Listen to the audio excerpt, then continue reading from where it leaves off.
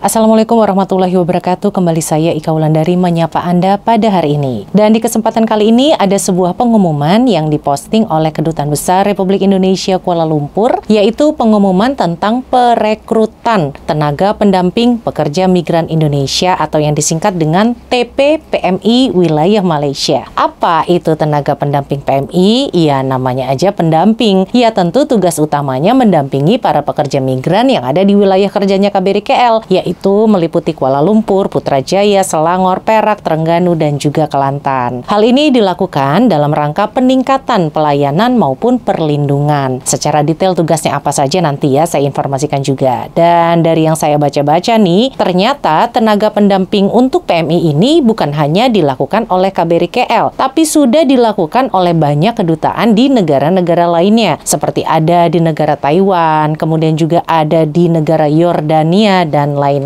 Nah, bagi Anda yang berminat untuk mengikuti seleksi ini, maka ini adalah syarat-syaratnya. Yang pertama, berkewarganegaraan Indonesia. Yang kedua, berusia minimal 20 tahun. Kemudian yang ketiga, berpendidikan lulusan SLTA atau Sarjana Muda atau S1 dan juga Magister. Yang keempat, memiliki wawasan dan pengalaman terkait PMI. Kemudian yang kelima, mampu berkomunikasi dalam bahasa Indonesia dan Melayu. Syarat yang keenam, sehat jasmani, rohani, dan bebas dari penyalahgunaan narkotika, psikotropika, dan juga zat adiktif lainnya. Jika Anda merasa syarat-syarat ini semua ada pada diri Anda, maka silakan mengirim kelengkapan dokumennya juga, yaitu berupa paspor dan KTP Indonesia. Kemudian yang kedua, ijazah sekolah SLTA atau ijazah sarjana S1 atau ijazah magister atau juga S2. Kemudian kirimkan juga surat lamaran atau pendaftaran. Surat ini tentunya Anda harus buat dulu ya, seperti melamar pekerjaan lainnya juga. Kemudian harus ada juga daftar riwayat hidup dan CV. Dokumen berikutnya adalah fotokopi izin tinggal yang masih berlaku. Kemudian surat pernyataan yang berisi kesiapan dalam melaksanakan tugas, tidak berstatus sebagai staf lokal atau honorer atau tenaga kerja lain yang mendapat penghasilan dari perwakilan Republik Indonesia. Kemudian tidak berstatus sebagai pegawai P3MI atau afiliasinya dan tidak pernah dipidana penjara berdasarkan keputusan pengadilan. Nah, persyaratan dan dokumen ini semua dapat Anda kirimkan melalui email atnaker.kualalumpur@kemlu.go.id